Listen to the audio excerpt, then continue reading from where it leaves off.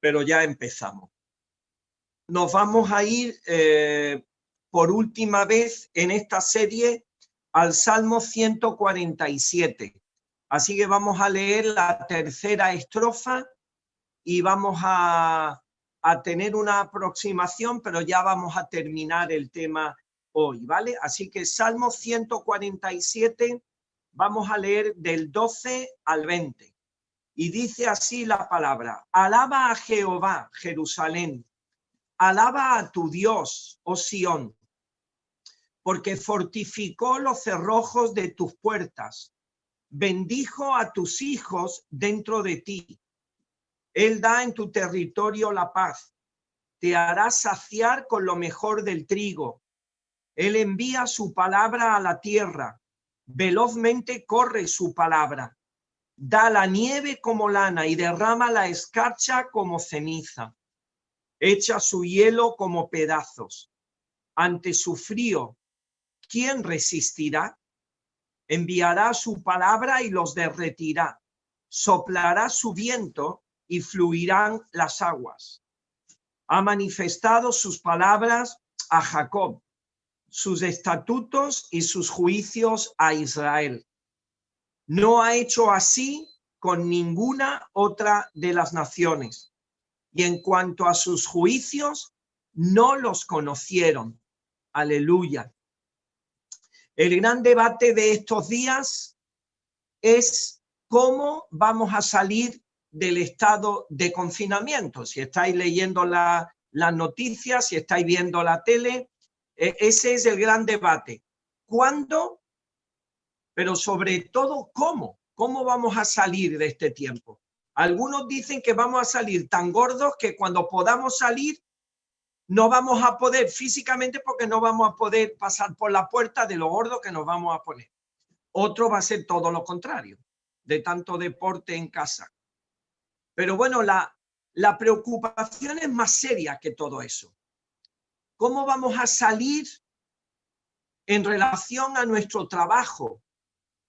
¿Cómo vamos a salir en relación a la economía familiar? ¿Qué va a pasar después en relación a nuestras relaciones? A las reuniones, por ejemplo, de la iglesia, los que somos cristianos. Los que son estudiantes, ¿cómo vamos a salir de este atolladero en relación a los estudios, al futuro? ¿Se va a poder volver a la normalidad o nos va a cambiar tanto la vida que nos va a parecer mentira? ¿No? Eso es lo que yo esta mañana, leyendo un poco la prensa, algunos periodistas lo ponían bastante complicado, ¿no? Y en lo espiritual, la preocupación es la misma. ¿Cómo vamos a salir después de este tiempo? ¿Habrá servido para algo? ¿Habrá servido para nuestro bien? Así que esta pregunta ahora mismo está en el candelero. ¿Cómo vamos a salir de esta?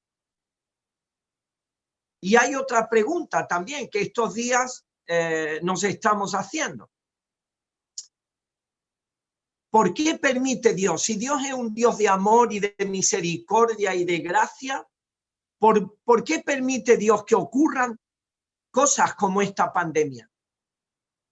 Y esta pregunta la están haciendo muchos que no creen que Dios exista, pero también otros hermanos y otras personas que sí están convencidos de la existencia, y no solamente de la existencia, sino de la bondad de Dios.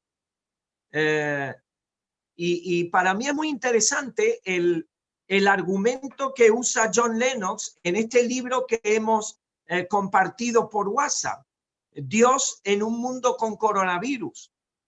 Y él dice ahí que ni el ateísmo ni el materialismo nos sirven para dar una respuesta certera a esta tremenda pregunta de por qué permite Dios el mal en el mundo. Y los ateos y los materialistas no nos pueden ayudar a contestar esta pregunta porque lo que ellos hacen es eliminar de un plumazo la base para poder establecer el bien y el mal de todo lo que ocurre en el universo. porque todo lo que ocurre, según los ateos y los materialistas, pues tiene un origen meramente material, fuerzas ciegas, impersonales, que funcionan por el mero azar.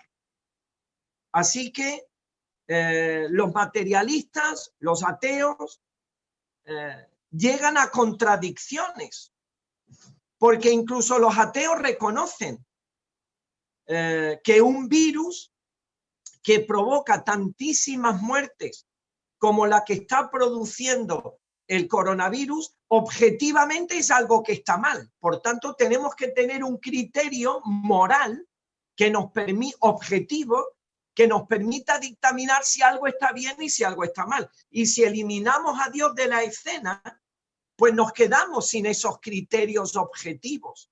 Cuando ellos mismos reconocen, por ejemplo, que las matanzas de los dictadores a lo largo de la historia, eso es objetivamente algo que está mal. A nadie se le ocurriría pensar que la matanza de Hitler o de Stalin o de otros en África tienen un origen meramente material o que solamente están producidos por fuerzas ciegas o por fuerzas impersonales. Así que el ateísmo no nos sirve para dar respuesta a estas tremendas preguntas. Si eliminamos a Dios de la escena, no eliminamos el problema del bien y del mal que hay en la sociedad. Pero peor todavía, sin Dios nos quedamos sin ningún tipo de esperanza. No podemos aportar ninguna esperanza. Así que desde la fila del cristianismo, con todas nuestras limitaciones y con todos nuestros temores, podemos aproximarnos a respuestas a estas difíciles preguntas. ¿Cómo vamos a salir de esta? ¿Y por qué permite Dios que ocurran estas cosas? Y los cristianos las vamos a poder responder manteniendo algo tan vital como es la esperanza. Poder mantener la esperanza. Y en estos días estamos insistiendo en que una de las respuestas de por qué Dios está permitiendo esta pandemia, y lo estamos viendo en estos libros que hemos compartido, tanto el de John Lennox como el de John Piper, ahí vemos, ¿no?, cómo esta pandemia está sirviendo ya de hecho para que conozcamos mejor a Dios, para que podamos dejar a un lado nuestro orgullo, nuestro engreimiento, nuestra arrogancia, como personas, como iglesias, como naciones, como sociedad. Un pequeño virus microscópico, invisible, ha venido a poner en riesgo físico nuestras vidas y está poniendo al borde, o ha puesto ya al borde del colapso económico al mundo entero. Ha dado la vuelta como un calcetín a toda la sociedad y ha hecho que se vayan al traste muchas de las expectativas futuras que habían. ¿Por qué? ¿O para qué? ¿Qué puede buscar el Señor con todo esto? ¿Qué tenemos que buscar nosotros con todo esto? Pues nos vamos a quedar con una respuesta sencilla, corta, pero que está muy desarrollada en todas las escrituras. Mirad una frase del libro de John Piper. El coronavirus es un llamado estruendoso para que todos nos arrepintamos y realineemos nuestras vidas con el infinito amor de Cristo. Eso es una respuesta. A algunos les gustará más y a otros les gustará menos, pero esto es una respuesta. Es un llamado estruendoso de Dios para que nos arrepintamos y para que realineemos nuestras vidas con el amor de Cristo. Y C.S. Lewis, un filósofo cristiano que ya murió, él dijo una frase también muy famosa. Dios nos susurra en nuestros placeres. Nos habla en nuestra conciencia, pero grita en nuestro dolor. El dolor es el megáfono que Dios usa para despertar a un mundo sordo. Así que, ¿por qué permite Dios esta pandemia? Pues entre otras muchas cosas, para que como un megáfono nos dé una voz certera, clara, que nos despierte. Porque Dios nos habla a través de muchas maneras, pero a veces no queremos oír. Y cuando llega el dolor, entonces es cuando oímos. Pues mirad, la semana pasada estuvimos viendo algunos de los argumentos que nos daba este salmo para basar nuestra seguridad. Así que, ¿cómo vamos a salir de esta? Pues la palabra dice, podemos salir más seguros de Dios, de su soberanía y también de su fidelidad. En la semana pasada vimos algunos argumentos para basar nuestra seguridad. Hoy vamos a ver los 4 más que están desde el versículo 13 en adelante. El Señor, versículo 13, garantiza la seguridad de nuestro círculo más cercano, fortaleciendo en nuestras vidas aquellos aspectos que nos pueden librar de los ataques que puedan llegar de fuera. Dice el versículo 13 que el Señor fortificó los cerrojos de nuestras puertas. ¿Qué figura más preciosa? El Señor fortificando los cerrojos de nuestras puertas para que podamos sentirnos seguros. En segundo lugar, versículo 14, dice, Él da en tu territorio la paz. El Señor provee y garantiza nuestra seguridad, permitiendo que podamos vivir disfrutando de la paz de Dios. Versículos 15 al 17. El Señor fortalece nuestras vidas y nos da seguridad. La seguridad que nos proporcionan sus promesas, su palabra, y la seguridad que viene de saber que el Señor va a cumplir con sus promesas y con su palabra. Y finalmente, versículo 20, no ha hecho así con ninguna otra de las naciones. El privilegio de saber que somos su pueblo, elegido por su gracia, su especial tesoro, como dice Éxodo capítulo 19. El saber que tenemos esa posición tan privilegiada del Señor nos garantiza la seguridad en cualquiera que sea el peligro, amenaza, pandemia, falta de recursos económicos. Porque en última instancia, aunque perdamos la vida, sabemos que por ser su pueblo, vamos a estar directamente en su presencia. Vamos a desarrollar un poco más estos puntos. Y yo os voy a proponer que lo hagamos siguiendo un poco el ejemplo que pusimos la semana pasada, del microscopio y del telescopio. ¿Os acordáis? Un bichito pequeño, feo, execrable, desechable, lo ponemos en el microscopio y lo vemos horriblemente grande, pero nos asusta. Sin embargo, cuando hay un astro, una estrella, un planeta lejos, usamos el microscopio, el telescopio, para poderlo acercar a nuestro medio y así poder acercarnos un poco más a la grandeza, a la belleza, a la magnificencia de cosas que estarían fuera de nuestro alcance y que el telescopio nos las acerca. Pues mirad, si nosotros miramos, por ejemplo, la cruz del Calvario, la miramos con un microscopio, o sea, con una mente estrecha, con una mente superficial, con una mente arraigada en los valores de este mundo, sin atender a las cosas que son eternas, como dice Pablo, nos daremos cuenta que la cruz es un acontecimiento absurdo, estúpido, que no tiene sentido, que no tiene propósito ninguno. Cuando nosotros nos acercamos a la cruz, arraigados a los valores de este mundo, nos damos cuenta que la cruz fue un desperdicio.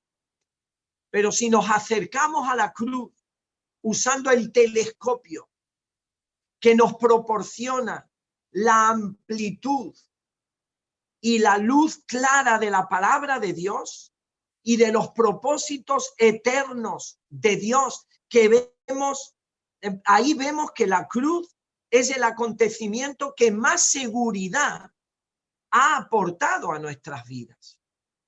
En primer lugar, dice que fortificó los cerrojos de nuestras puertas, versículo 13. Aquí la cruz es la mejor garantía para nuestra seguridad personal, porque la cruz es la garantía del amor de Dios hacia nosotros. Es la garantía de que el Señor nos ha perdonado o está dispuesto a perdonarnos si se lo pedimos. La cruz es la garantía de toda la gracia, de todo el amor de Dios puesto a nuestro favor.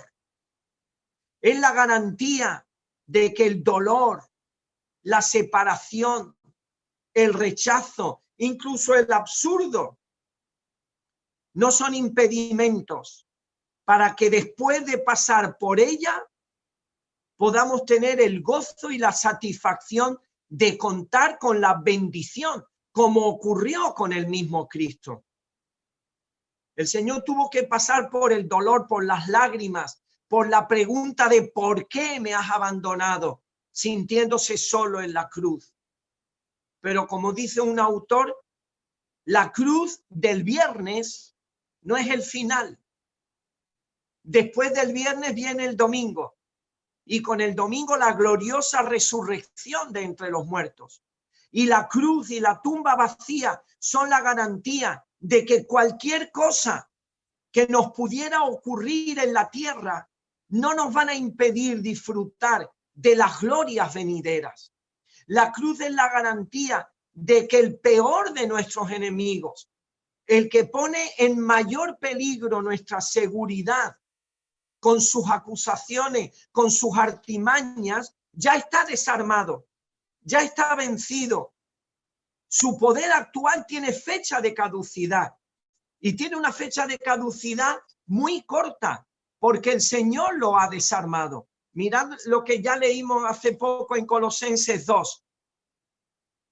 Y a vosotros, estando muertos en pecados y en la incircuncisión de vuestra carne, os dio vida juntamente con él, perdonándoos todos los pecados, anulando el acta de los decretos que había contra vosotros, que nos era contraria, quitándola de en medio y clavándola en la cruz y desarmando a los principados y a las potestades, los exhibió públicamente, triunfando sobre ellos en la cruz.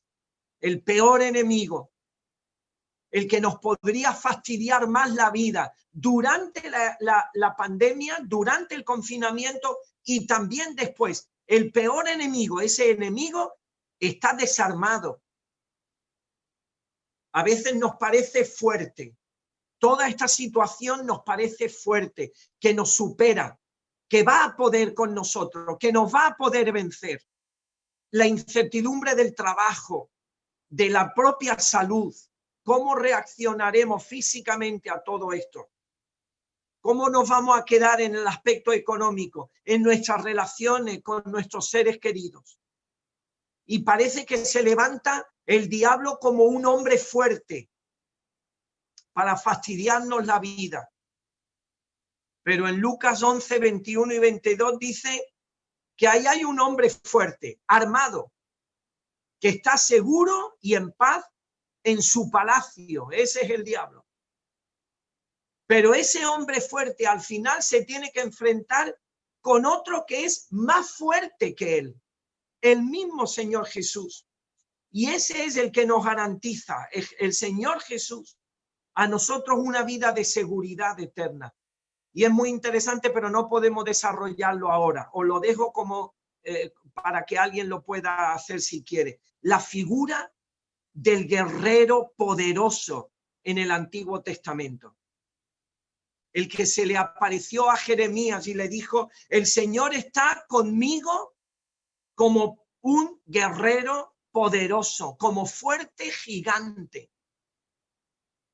En Sofonías 3, en Éxodo 15, en Josué, cuando Josué se encuentra con ese guerrero y le pregunta, ¿eres de los nuestros o de nuestros enemigos? Y aquel ángel de Jehová le dijo, ni de los tuyos ni de tus enemigos. Yo soy el príncipe de los ejércitos de Jehová. Un soldado guerrero, fuerte, poderoso, un gobernante hábil. Él sí que puede garantizar la seguridad de nuestro entorno más cercano. Y todo esto por la cruz, porque allí desarmó al diablo. La cruz es la garantía de que tenemos un abogado defensor, un guerrero poderoso que abogará por nosotros.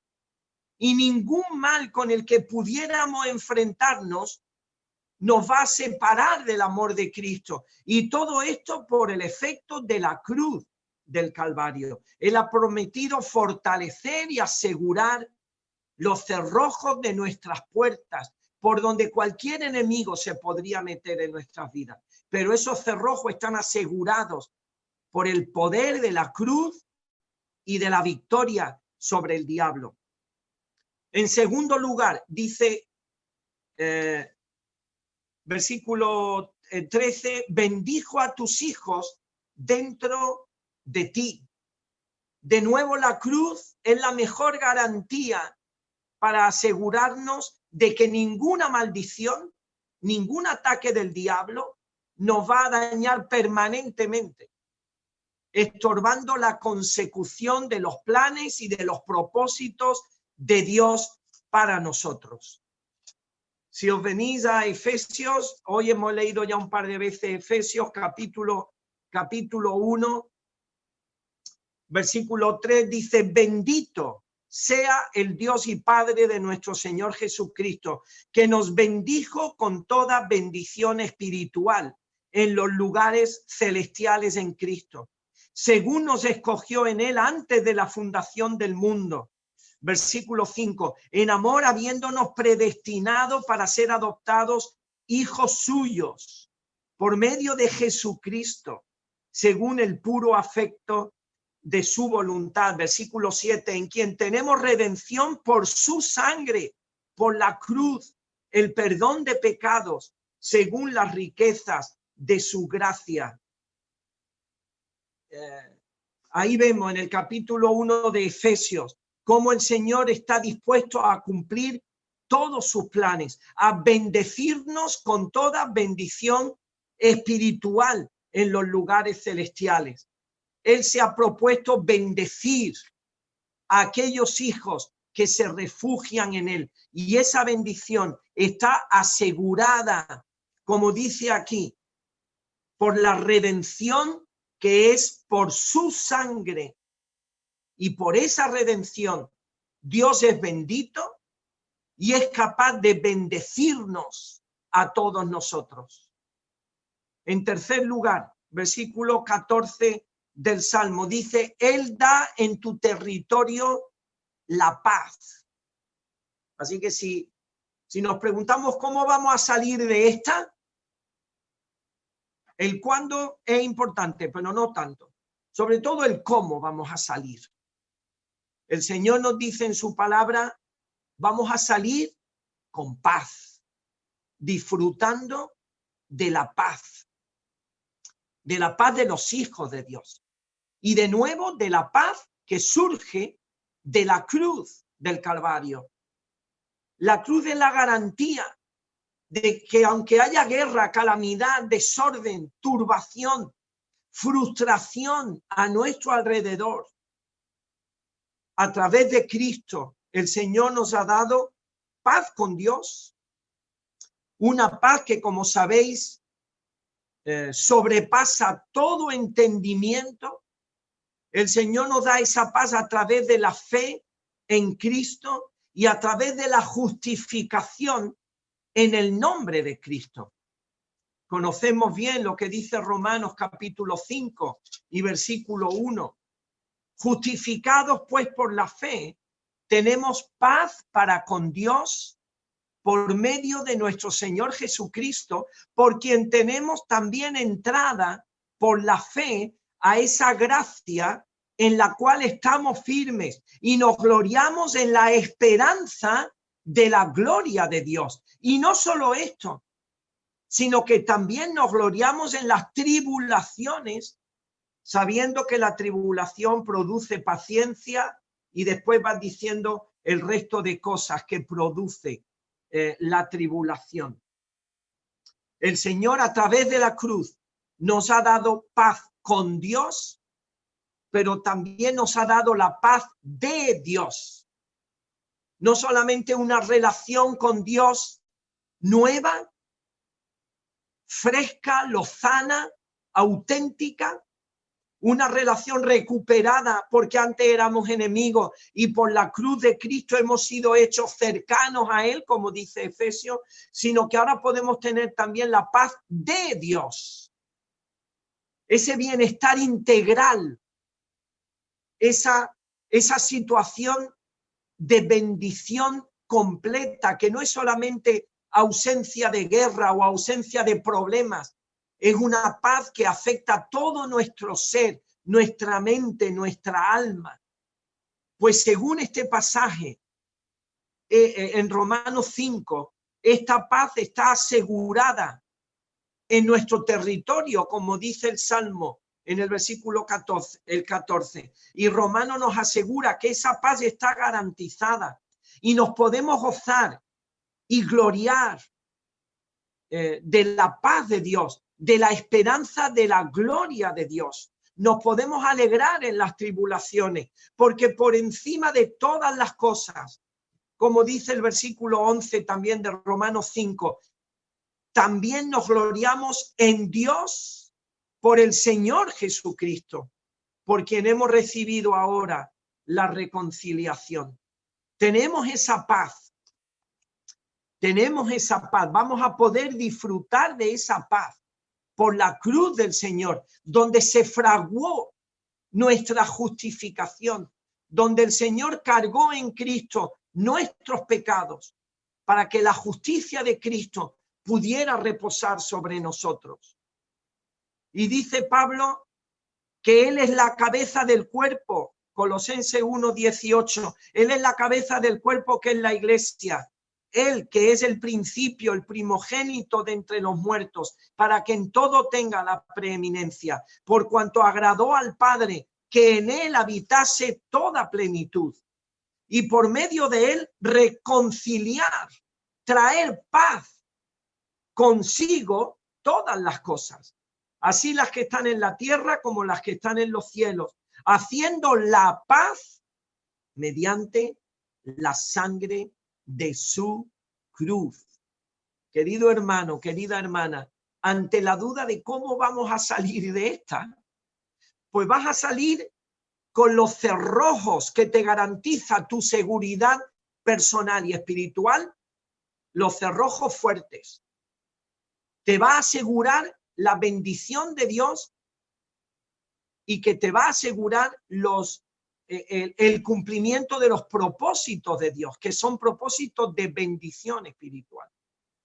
Ante la duda de cómo vamos a salir, pues no sabemos qué va a pasar con los trabajos, no sabemos qué va a pasar con los estudios, no sabemos lo que va a pasar con nuestra propia salud. Pero el Señor dice, en tu territorio habrá paz. Y eso para Israel era una promesa física. Para nosotros no puede ser una promesa física. Para la iglesia eso es una promesa que experimentamos, que podremos experimentar y que podremos gozar en el ámbito emocional, espiritual, afectivo, psíquico. El Señor ha hecho la paz mediante la sangre de su cruz. La cruz es la garantía de que podemos salir fortalecidos de esta. El versículo 14 del Salmo 147, en cuarto lugar, dice que te hará saciar de lo mejor del trigo. De nuevo, esta es una promesa que en Israel se podía cumplir en el ámbito material, físico, pero para el pueblo de Dios, para el pueblo espiritual, para la familia de la fe, no es tanto una realidad física. No sabemos las estrechuras que vamos a pasar. No sabemos cómo nos va a ir. Yo soy de los que pienso que los cristianos no están exentos de pasar hambre. Yo sé que hay mucha gente que piensa lo contrario y lo respetamos, por supuesto. Pero aún así, la cruz y la tumba vacía es la garantía de que todas nuestras expectativas, todos nuestros anhelos más profundos, más íntimos, se van a poder ver cumplidos plena y cabalmente un día, porque el Cristo resucitado es en nosotros la esperanza de gloria. Y por eso mismo creemos que un día nos va a presentar perfectos, completos, maduros en Cristo Jesús, como vemos en Colosenses capítulo 1 y versículos 27 y 28. El Señor nos va a dar todo aquello que necesitamos, todas aquellas riquezas, todo aquel trigo, todo aquel alimento espiritual que nos va a hacer falta para emocionalmente, espiritualmente, personalmente, poder crecer, madurar y ser personas íntegras y perfectas.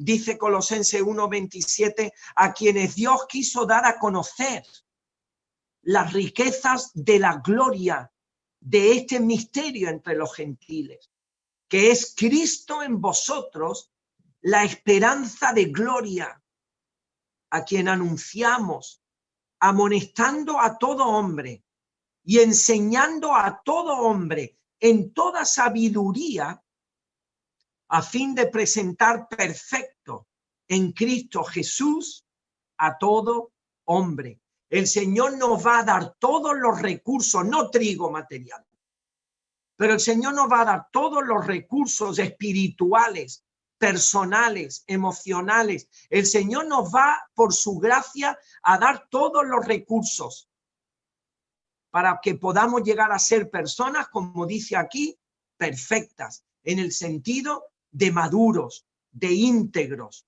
personas cabales. Y eso es porque sabemos que el Señor tiene todos esos recursos de su gracia a nuestra disposición.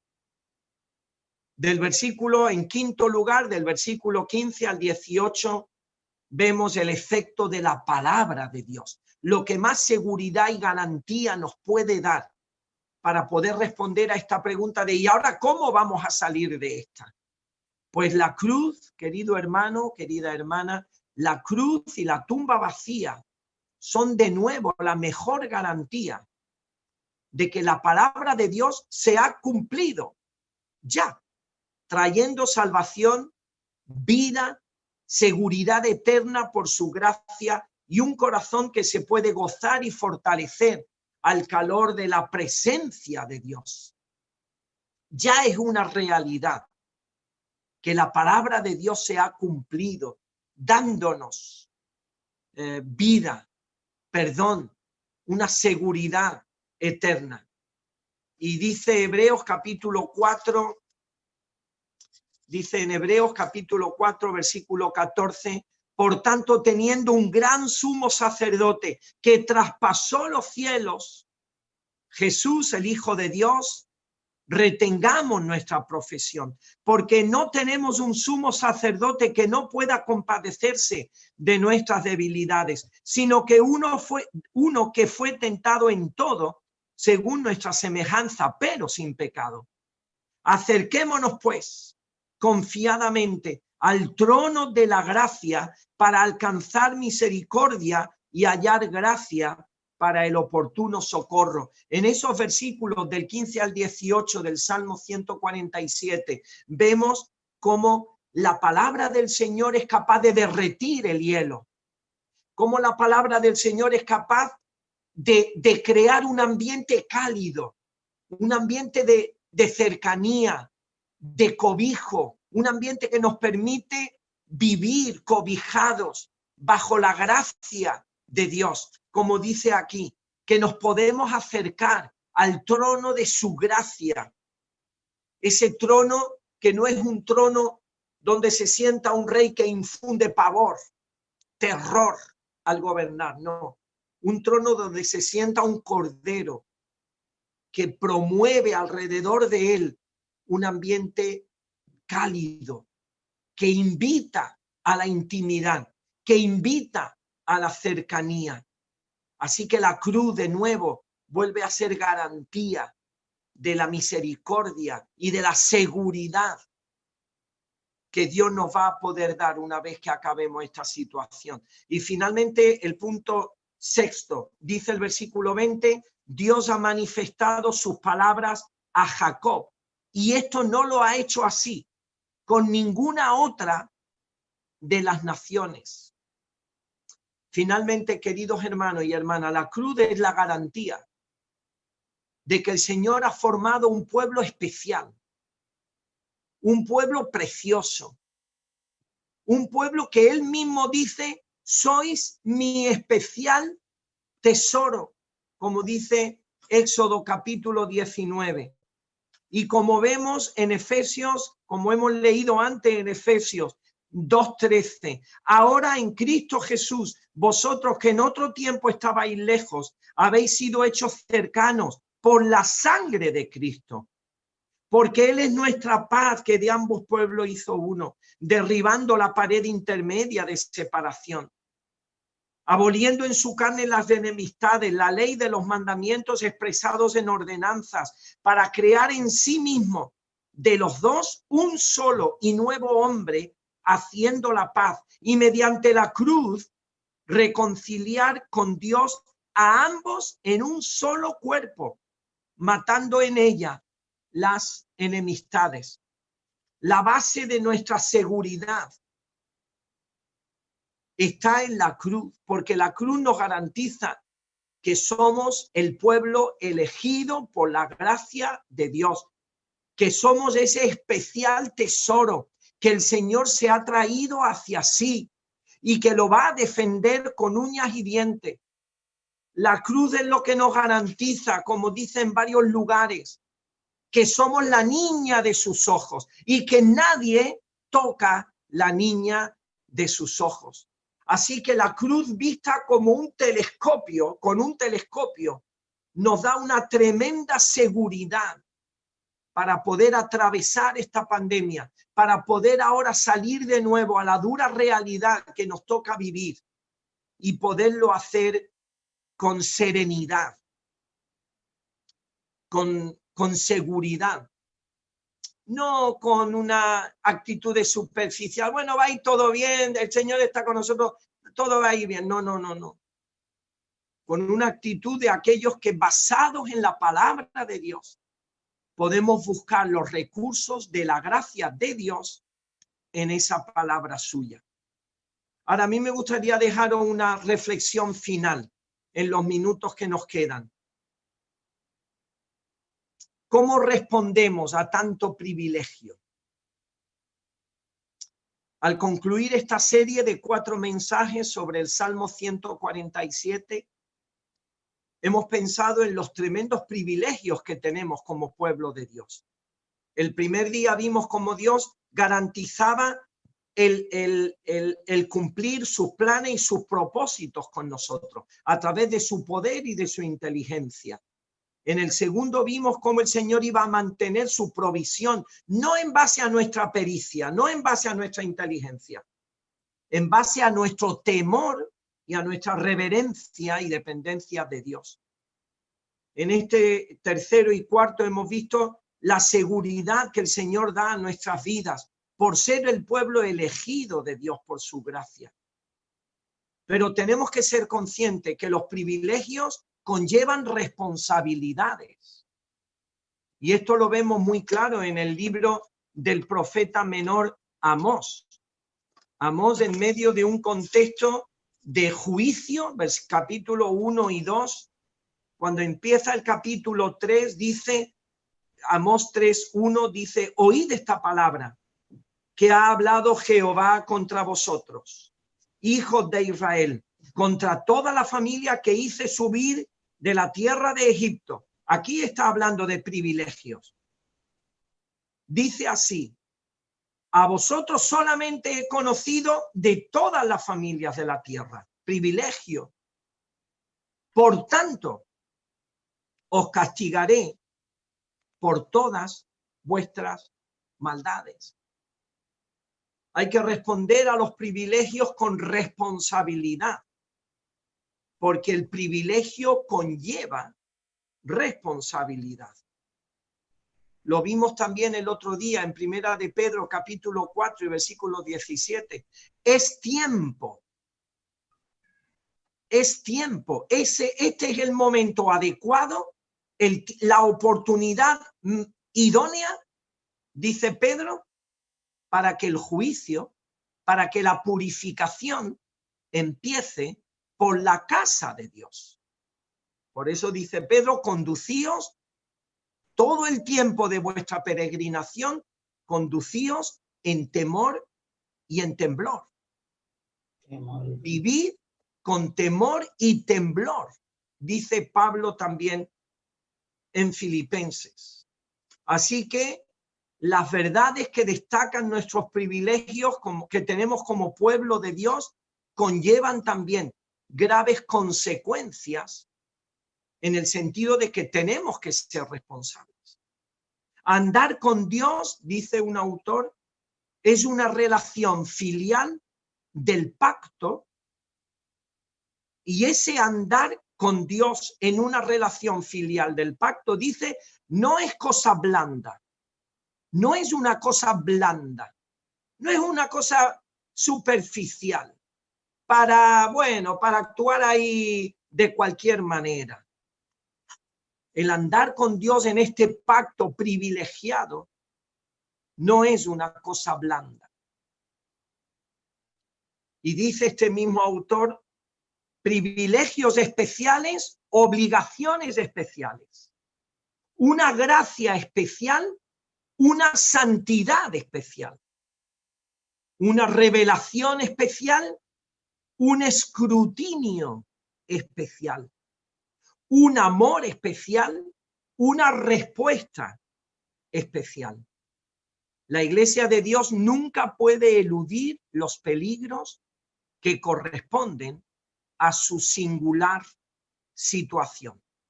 Y como veíamos el jueves y lo veíamos en Pedro, este es el momento ideal, este es tiempo, este es un momento oportuno para que el Señor comience a purificar a su pueblo. Este es un momento oportuno para reflexionar en nuestra situación, porque ahora es cuando el Señor ejerce su actividad purificadora, precisamente porque somos su pueblo y Él quiere purificarnos. Él no va a romper el pacto con nosotros, Él no va a romper esa relación que tiene con nosotros, pero sí que va a tratar con nuestro orgullo, o con nuestro egoísmo, o con nuestra negligencia, o con nuestra indiferencia, con nuestra superficialidad, o con nuestra frivolidad espiritual. Y muy posiblemente el Señor use las circunstancias difíciles que estamos viviendo y que vamos a seguir viviendo en el futuro para ejercer lo que un autor llama esa venganza purificadora en su pueblo. Así que la gran pregunta para nosotros esta mañana: ¿cómo queremos salir cada uno de nosotros de esta situación? No cuándo. Ya iremos saliendo, me imagino, poco a poco, con unas limitaciones y viendo la vida totalmente, creo, distinta, incluso en el ámbito de la iglesia. Pero ¿cómo queremos salir? ¿Queremos salir purificados, más maduros, conociendo mejor a Dios, percibiendo más de su voluntad para nosotros? ¿O saldremos más o menos igual que entramos? ¿Cómo queremos salir de este confinamiento?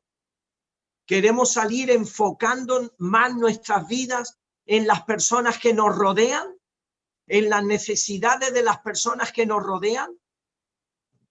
¿O saldremos enfocados en nosotros mismos, en nuestro mundo, en nuestras necesidades, en nuestros intereses, en nuestras prioridades? ¿Cómo queremos salir de esta cuarentena? ¿Queremos salir más consagrados y apasionados con el reino de Dios? ¿Entusiasmados en compartir el evangelio de la gracia con otros? ¿Deseando más la comunión con los hermanos? ¿Odiando más el pecado que nos asedia? ¿O saldremos simplemente con una conciencia menos adormecida, menos anestesiada que antes, pero al fin y al cabo adormecida y en parte anestesiada, porque pensamos que estamos cumpliendo con el Señor en este tiempo? Nos hemos reunido todos los días, hemos entrado en las reuniones, hemos orado mucho, pero vamos a salir de aquí con una palabra concreta y específica del Señor para mí o para ti. Vamos a salir con una palabra que después de salir de aquí podamos decir: el Señor me dijo esto, me habló esto, y voy a vivir al calor y al calor y al entusiasmo de esta palabra recibida. ¿Cómo queremos salir de esta oportunidad única en la que el Señor nos está purificando? ¿Queremos salir con una visión renovada del amor de Dios, de sus propósitos para nosotros, de su provisión, de su seguridad, de nuestra necesidad de buscar a Dios en adoración, en alabanza, en oración? ¿O caeremos en la tentación de seguir viviendo en la tibieza espiritual o en la mediocridad que probablemente nos ha podido caracterizar antes de entrar en la pandemia? A mí me gustaría, hermanos, que y casi que ya nos va a ir quedando poco tiempo de confinamiento duro. Dentro de nada empezaremos a salir y la cosa la iremos viendo de otra manera. Pero nos queda una semana todavía dura, por lo menos para los mayores de 14 años. Yo te animo a que podamos dedicar un tiempo en total soledad, no durante la reunión de las 8, me refiero en total soledad, para reflexionar delante del Señor y responderte a esta pregunta: ¿cómo voy a salir de esta pandemia? Porque la respuesta sí está en nuestras manos. Esta pregunta sí que la podemos contestar nosotros. ¿Por qué Dios permite? Eso está en su soberanía. Ahora, ¿cómo quiero salir? Eso sí lo puedo contestar yo. Y yo te animo con Santa Teresa de Jesús, siglo de oro de la literatura española. Eleva el pensamiento. Al cielo sube. Por nada te acongojes, que nada te turbe. A Jesucristo sigue con pecho grande, y venga lo que venga, nada te espante. ¿Ves la gloria del mundo? Es cosa vana. Nada tiene de estable. Todo se pasa. Aspira a lo celeste, que siempre dura. Fiel y rico en promesas, Dios nunca muda. Confianza y fe viva, mantenga el alma. Quien cree y espera, todo lo alcanza. Del infierno acosado, aunque se viere, burlará sus furores quien a Dios tiene. Vénganle desamparos, cruces, desgracias. Siendo Dios tu tesoro, nada te falta. Id, pues, bienes del mundo. Id, dichas vanas. Aunque todo lo pierda, mi Dios, solo Dios, mi Dios me basta. Que el Señor nos bendiga.